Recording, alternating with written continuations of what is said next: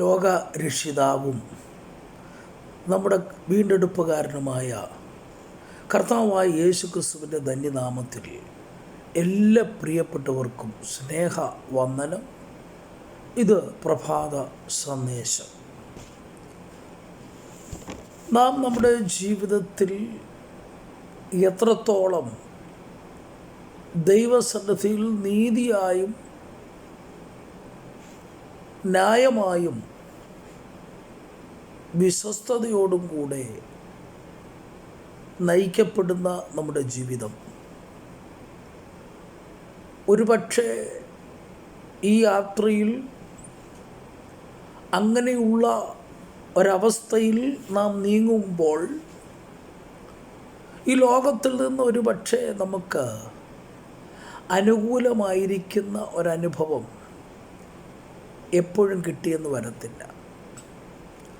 എന്നാൽ നാം ജീവിതത്തിൽ ചെയ്ത വിശ്വസ്തതയും നീതിയായി നിന്നതും ദൈവസന്നിധിയിൽ നയമായി ചെയ്തതുമൊക്കെ മറന്നു കളയുവാൻ തക്കവണ്ണം ദൈവം അനീതിയുള്ള ദൈവമല്ല. നാം എത്രത്തോളം ദൈവസന്നിധിയിൽ വിശ്വസ്തമായി നിൽക്കുവാൻ കഴിയുമോ, പിന്നത്തേതിൽ അതിൻ്റെ ഫലം നമുക്ക് കൊയ്യുവാൻ കഴിയും. എസ്തേറിൻ്റെ പുസ്തകത്തിലേക്ക് വരുമ്പോൾ 6-ാം അധ്യായത്തിൽ അവിടെ നമുക്കിങ്ങനെ കാണുവാൻ കഴിയുന്നുണ്ട്. രാജാവ് ബഹുമാനിക്കാനിരിക്കുന്ന പുരുഷന് എന്തെല്ലാമാകുന്നു ചെയ്യാൻ പോകുന്നത് എന്ന് അഹശ്വേരോശ് രാജാവ് ഹാമാനോട് ചോദിക്കുന്നു.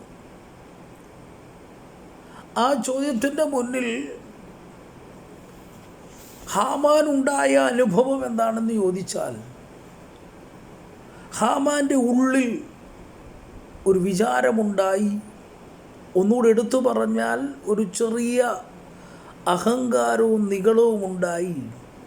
അദ്ദേഹം ഇങ്ങനെ ചിന്തിക്കുവാൻ തുടങ്ങി, എന്നെയല്ലാതെ ആരെ രാജാവ് ഇത്രയധികം ബഹുമാനിക്കാൻ ഇച്ഛിക്കും എന്നുള്ളിൽ ഒരു ചിന്തയുണ്ടായി.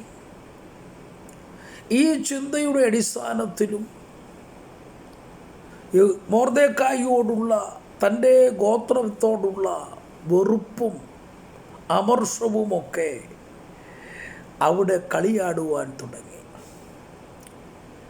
അതിന് മറുപടിയായി രാജാവ് ബഹുമാനിക്കാൻ ഇരിക്കുന്നവൻ എന്തൊക്കെ കൊടുക്കണമെന്നുള്ളത്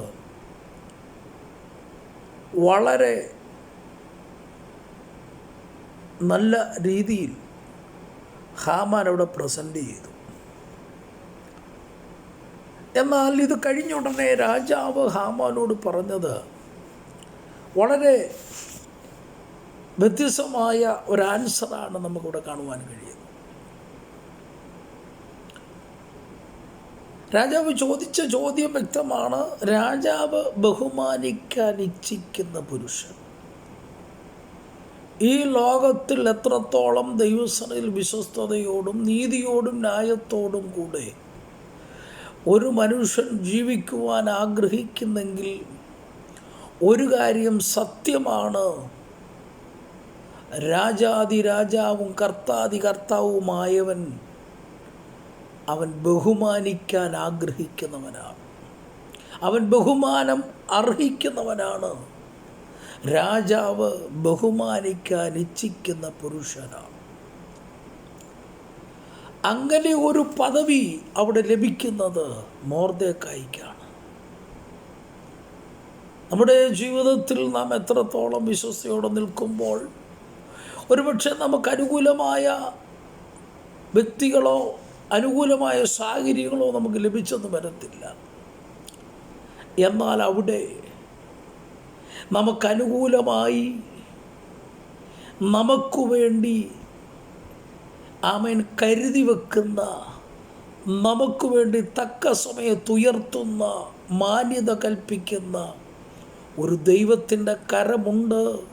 അതുകൊണ്ട് ദൈവസന്നിധിയിൽ വിശ്വസ്തയോടെ നിൽക്കാം, നീതിയോടെ നിൽക്കാം. ദൈവം നമ്മെ അനുഗ്രഹിക്കട്ടെ.